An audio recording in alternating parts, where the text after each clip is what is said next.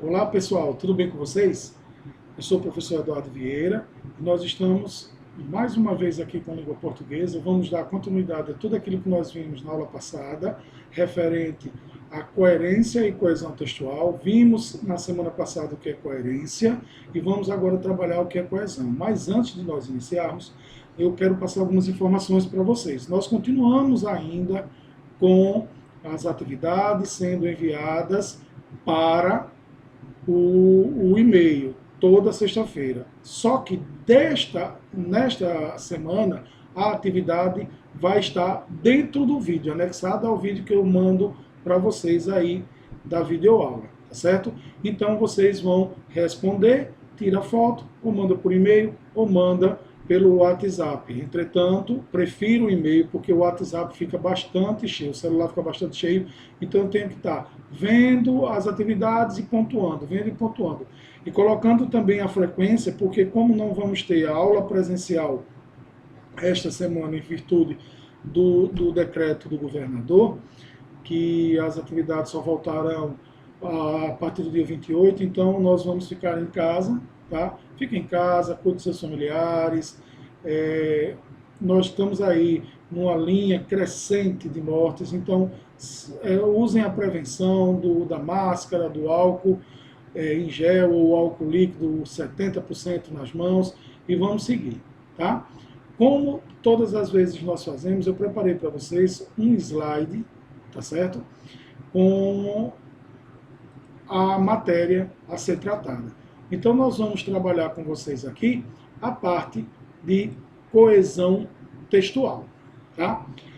A coesão textual nada mais é do que você conseguir passar a informação em que você seja o mais claro possível, em que você também não repita termos utilizados anteriormente. Você usar as palavras de forma correta, na posição correta, formando as frases, os períodos e os parágrafos. Lembrando que frase é todo enunciado que tenha sentido. Oração é a mesma coisa de frase, só que para que ela aconteça existe a obrigatoriedade do verbo, que é a palavra que dá nome à ação, pensamento do sujeito, tá certo? E o período, que é um agrupamento de orações, tá? E tudo isso ocorre por meio do que chamamos de conectivos. Alguns podem conhecer através das conjunções. Então, a gente tem a primeira observação antes da gente trabalhar com coesão textual. Conectivos são palavras ou expressões que interligam as frases, períodos, orações, parágrafos, permitindo a sequência de ideias, sendo esse o papel desempenhado pelas conjunções. E eu coloquei aqui para vocês uma tabelinha, tá, de conjunções que nós utilizamos comumente na língua portuguesa, tá? Então nós temos aquela que dá a ideia de adição, de oposição, de certeza, de finalidade, de conclusão, de causa, prioridade, tempo, comparação, hipótese, dúvida, surpresa, esclarecimento, lugar, ideias alternativas. Então essas são as conjunções que nós vamos utilizar dentro da nossa produção, tá? Como eu disse a vocês, a coesão, ela é o quê? Ela é o posicionamento correto das palavras. Então eu coloquei aqui para vocês os mecanismos que nós utilizamos para a coesão, tá? São a anáfora e a catáfora. Vamos entender primeiro o que é anáfora. Tanto a anáfora como a catáfora, elas se referem à informação expressa dentro do texto e por esse motivo são qualificadas como endofóricas, tá? Enquanto a anáfora retoma um componente, a catáfora antecipa, contribuindo com a ligação e a harmonia textual. A gente vai ter aqui as regras gerais referentes à coesão textual. A primeira referência, nós vamos ter a referência pessoal. A utilização dos pronomes pessoais e possessivos. Pronomes pessoais, eu, tu, ele, nós, vós, eles. Pronomes pessoais, me, mi, comigo, te, ti, contigo. Pronomes pessoais do caso reto, pronomes pessoais do caso oblíquo. E os pronomes possessivos, meu, teu, nosso, vosso, e assim sucessivamente. Tá? O exemplo, João e Maria casaram. Eles são pais de Ana e Beto. Referência pessoal anafórica. Por quê? Eu falei anteriormente, João e Maria casaram. Se eu digo assim, João e Maria casaram, João e Maria são pais de Ana e Beto, João e Maria moram na casa número 5 do bairro tal, João e Maria trabalham tal, eu vou estar usando o termo que deixa o meu texto totalmente sem coesão, sem ligação, tá? Então, o que é que eu posso fazer para substituir essas palavras repetitivas que nós temos no texto? É onde vamos usar os nossos conectivos, as nossas conjunções. João e Maria casaram. Eles são pais de Ana e Beto, morando no endereço tal e trabalhando. Então vejam que eu não estou mais usando o termo João e Maria, tá? A segunda referência é a referência demonstrativa. Ela utiliza os pronomes demonstrativos e os advérbios. Pronomes demonstrativos, aqui, lá, tá? E dentre outros. Os advérbios de tempo, de modo, de lugar, enfim, são muitos advérbios e nós podemos utilizar na questão da referência demonstrativa. Um exemplo para isso é: fiz todas as tarefas, com exceção desta. Arquivar a correspondência. Referência demonstrativa catafórica. Lá em cima, a referência anafórica, o termo está dentro do texto, tá certo? João e Maria casaram, só que eles estão aparecendo antes. No caso da catafórica, nós temos um posicionamento diferente. Arquivar correspondência só aparece depois da ideia de tarefas, tá? Então nós temos o seguinte: fiz todas as tarefas com exceção desta. Aí qual é a tarefa que faltou ele fazer? Arquivar a correspondência. Veja que nós temos aqui o pronome, o pronome demonstrativo desta, tá? Que faz essa marcação do que falta a pessoa fazer das tarefas que lhe foram incumbidas, tá? Ainda como referência, nós temos a referência comparativa, que ele usa comparação através de semelhança, tá? Podem ser semelhantes, tá certo? Semelhantes ou iguais, tá? Então nós vamos ver aqui o seguinte, mais um exemplo. Mais um dia igual aos outros. Referência comparativa endofórica. Se a gente for observar no que nós vimos lá em cima sobre endofórica, tá? Vou voltar aqui para vocês terem a ideia da anáfora e a catáfora, quando se refere à informação expressa no texto, e por esse motivo são chamados de endofórico. Então, se a gente usar a anáfora ou a catáfora, vamos estar cumprindo com uma das referências, que é a referência comparativa. Então, mais um dia igual aos outros. Então, nós temos aí uma comparação de um dia que foi igual a um outro dia. Quando a gente diz isso, colocamos a ideia de quê? Acordamos, escovamos os dentes, tomamos banho, tomamos café, vamos para a escola, assistimos aula, voltamos para casa, fazemos nossas atividades domésticas normais ou de trabalho normal e à noite eu descanso. Teoricamente seria assim. Amanhã, isso eu fiz hoje, e amanhã, o que é que eu faço? A mesma coisa. Então, essa referência comparativa nos dá essa ideia, tá? Nós temos ainda, como regra geral, a substituição, que é você pegar um elemento que pode ser um nome, que pode ser um verbo, ou que pode ser uma frase ao todo, e substituir por outra, tá? Para evitar repetições. Por exemplo, vamos à prefeitura amanhã. Eles irão na próxima semana. Se a gente tirar o contexto aqui, eles irão na próxima semana, a gente não vai ter um sentido, porque nós não vamos saber o que é que eles vão, ou para onde eles irão na próxima semana. Vamos à prefeitura amanhã. Eu tenho aí um enunciado que tem sentido, e juntos eu preciso que haja um contexto para que eu entenda, tá? E aqui o pronome eles está fazendo esse papel de substituir.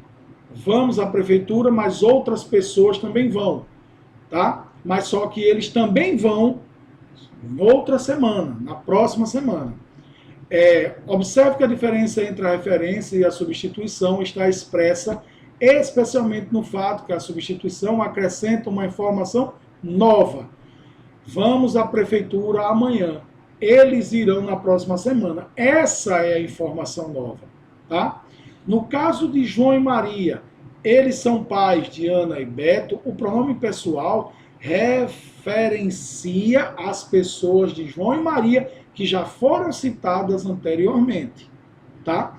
Acrescentando informação adicional ao texto.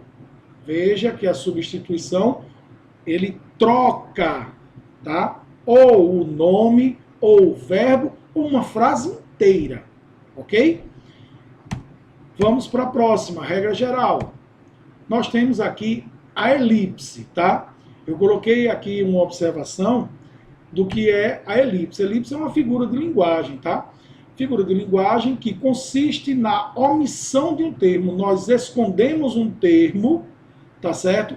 Que pode ser deduzido a partir do que foi dito anteriormente, tá certo?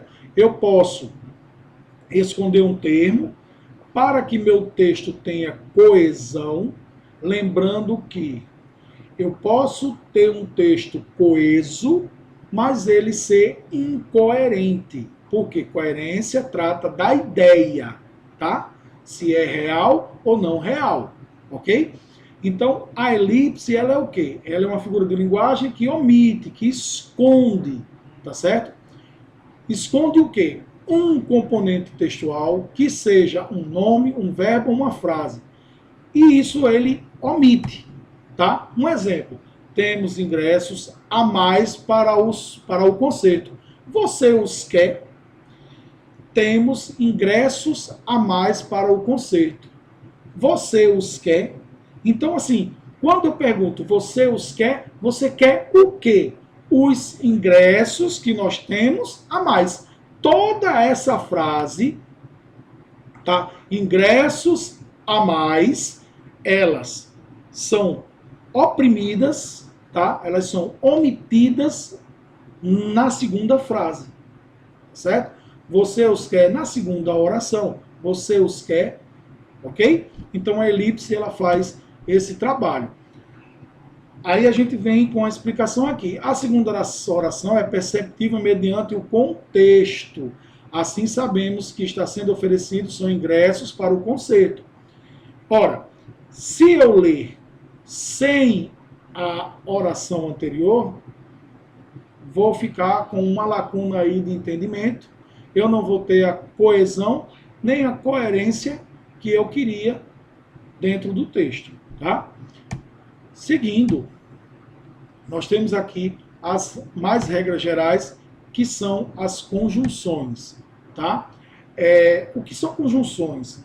São palavras que fazem a ligação, estabelecendo uma relação entre uma oração e outra oração, tá? Então, conjunção é isso. Qual é o exemplo da conjunção? Nós não sabemos quem é o culpado, mas ele sabe. Mas, contudo, todavia, entretanto, no entanto, todas essas conjunções caberiam aí.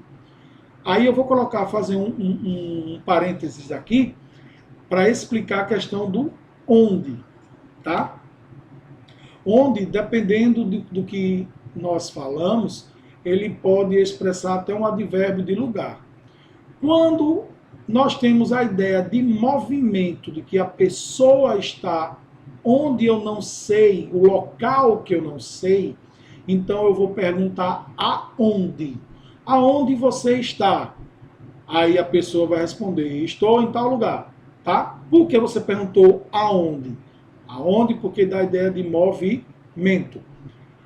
Estou no lugar onde meus pais nasceram. Então, essa expressão onde indica o local que eu estou. Não podemos utilizar esta expressão, por exemplo, passo por problemas onde não consigo resolvê-los. Não, onde somente utilizado quando expressa lugar. Estou passando por problemas em que não encontro soluções, o qual não encontro soluções, ok? Então esse é só um parênteses para aproveitando o gancho aqui das conjunções, tá certo? Então vamos para a próxima regra geral, que é a coesão lexical. O que é que quer dizer isso? Aí eu coloquei aqui, consiste na utilização de palavras que possuem sentido aproximado ou pertencem ao mesmo campo lexical. Por exemplo, se eu quero falar da violência, tá? Que é uma violência dentro da escola, e que essa violência dentro da escola, ela é persistente diariamente, com um colega, falando dos aspectos físicos, falando de aspectos psicológicos, falando de situação social, tudo isso eu posso substituir pela expressão, que é um neologismo, né? Que no Brasil a gente ainda não tem uma palavra que seja fidedigna na tradução de toda essa violência que eu falei para vocês, que não seja a palavra bullying, que vem do americano, que vem de uma expressão em inglês, tá? Então, quando eu falo de bullying, eu estou falando da violência que acontece na escola, que ocorre com críticas diárias, severas, a aspecto físico, a vestimenta, a cor, tudo isso em resumo em uma só palavra. Então, a coesão lexical a gente vai utilizar quando nós temos sinônimos, palavras não que tem assim um significado aproximado, lembrando que a gente não tem sinônimo perfeito. Amor e paixão são palavras sinônimas, tá? Mas que amor é algo que é duradouro, paixão é algo que o tempo é menor, mas são muito parecidas. Carinho e amor. Carinho, amor por exemplo, eu tenho amor ao meu filho e também tenho carinho por ele. O amor é aquele sentimento maior. O carinho é aquela coisa de proximidade, de você utilizar as mãos para alisar um cabelo. É uma manifestação corporal também do amor, só que a gente pode usar como sinônimos. Nós temos nomes genéricos, hiperônimos e entre outras situações que podem apresentar na coesão lexical. Tem a ver ao léxico da língua portuguesa. Aquela escola, vamos ao exemplo, aquela escola não oferece as condições mínimas de trabalho. A instituição está literalmente caindo aos pedaços. Ora, aquela escola, a expressão que eu utilizei na primeira oração, ela é substituída pela expressão a instituição.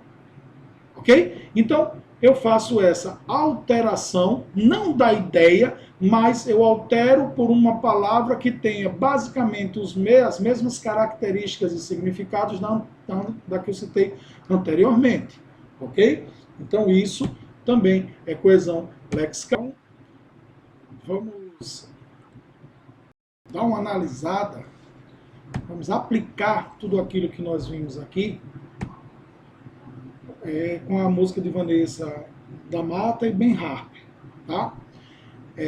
Então, quando ela diz assim, é só isso, não tem mais jeito, acabou, boa sorte. Não tenho o que dizer, são só palavras, e o que eu sinto não mudará. Tudo o que quer me dar é demais, é pesado, não há paz. Tudo o que quer de mim, irreais, expectativas desleais. E aqui nós temos um fragmento na língua inglesa, onde nós não vamos nos prender, tá? Nós vamos nos prender somente a expressões em português que nós estamos vendo aqui. É só isso. Não tem mais jeito. Acabou. Boa sorte. Ora, se nós pegarmos cada frase dessa, colocarmos em separado, não vamos entender, tá?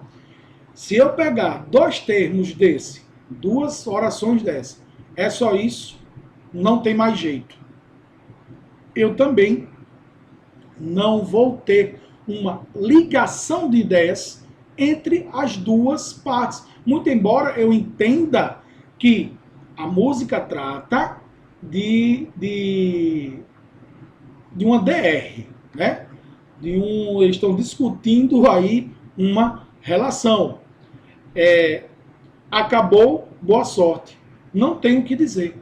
Então nós temos aí um texto que não tem as práticas da coesão, entretanto, nós entendemos o que quer dizer, mas nós não temos a ligação. É só isso. O que é só isso? Tá? Precisava ser explicado alguma coisa anteriormente.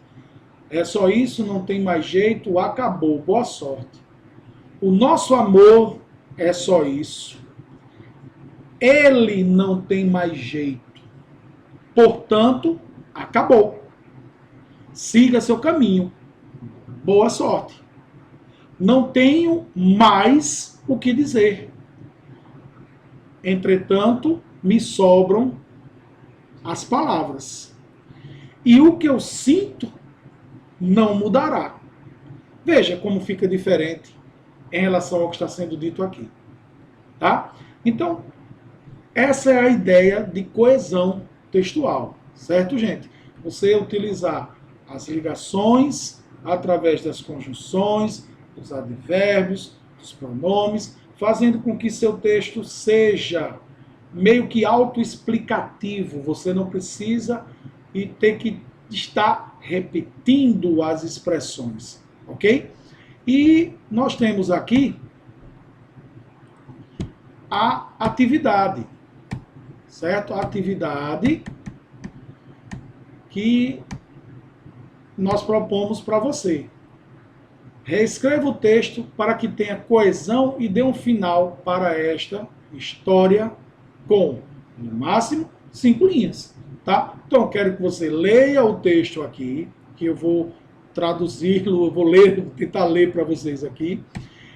E o título, João o Pescador. Então, vamos começar com a história. João, que é um pescador, foi pescar com o tio de João, que é um pescador. A princípio, João, que é um pescador, não tinha iscas, e João, que é um pescador, teve que apanhar algumas iscas. Para apanhar as iscas, João, que é um pescador, chamou o tio de João, que é um pescador, e João, que é um pescador, e o tio de João, que é um pescador, pegaram as iscas para pescar. Veja que é um texto muito confuso, tá? Então, nossa atividade vai ser o seguinte: você vai reescrever utilizando as ferramentas que nós colocamos lá em cima para evitar textos, expressões repetitivas, dar uma ligação entre as frases, entre as orações do nosso texto, e você produzir aí um finalzinho de no máximo 5 linhas para essa história, ok? Então, eu espero que vocês tenham gostado, eu espero que vocês tenham entendido. Qualquer dúvida, manda lá no privado e eu respondo para vocês.